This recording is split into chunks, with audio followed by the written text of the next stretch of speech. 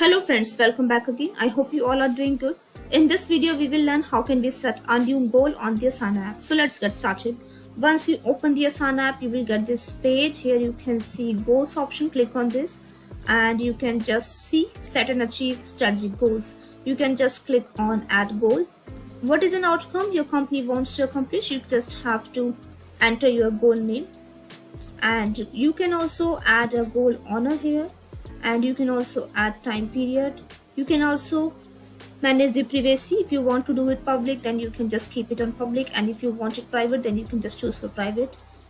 Now you can add name or email here. You can also edit this. Here you have to update method of how will you measure your progress towards success. So you can keep it on automatic and manual. Progress source, you can keep it on sub goals and projects, and you can also measure it through the percent, numeric total and currency total, and just click on the save goal. So now you can see your new goal has been set here. So this is how you can just add a new goal here. So that's it for this video guys. I hope it was great help to you. Thanks for watching this, and I will see you in the next video.